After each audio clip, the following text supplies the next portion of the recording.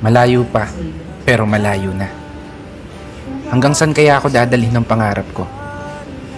Yan yung tanong na palaging tumatakbo sa isip ko. Na marahil, ganun din sa isip mo.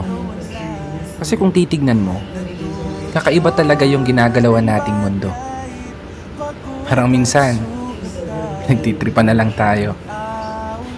Paikot-ikot na lang yung sitwasyon na paulit-ulit kang natatalo. Oo, minsan, may araw na panalo ka, pero mas madalas pa rin yung nadedehado. May oras na gulong-gulo yung isip mo, may panahon naman na pumapabor sa gusto. Ganito siguro talaga yung ibig sabihin ng buhay. Hindi perpekto ang tempo, at lahat nakaayon lamang sa tiyempo. Pero kahit ganon, dapat magpasalamat pa rin tayo. Kasi isipin mo naman, sa likod ng napakaraming beses na pagkatalo mo, eto ka pa rin, nananatiling nakatayo, sinusubukang ipanalo. Bawat laban na ikaw lang yung nakakaalam. Mga pagsubok na araw-araw mong pinipilit lampasan, na sa bawat pagpihit ng kamay ng orasan, taglay mo ang lakas ng loob na hindi matutumbasan.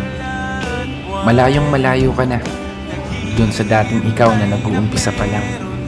Ibang-iba na yung katayuan mo ngayon, di gaya ng nakaraan.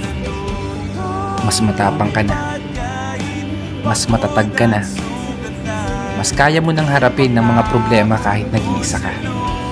May napatunayan ka na, may naipundar ka na rin kahit papano.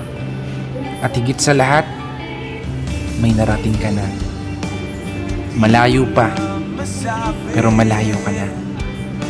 Kaya ituloy mo lang ang paglalakbay hanggang sa marating mo yung dulo. Paulit-ulit ka mang matalo, matumba, madapa. Diretso ka lang ayon sa plano. Pero sana, lagi mong tandaan ang hindi kong payo. Huwag mong kakalimutan palakpakan ang sarili mo para sa mga laban na tahimik mong naipanalo.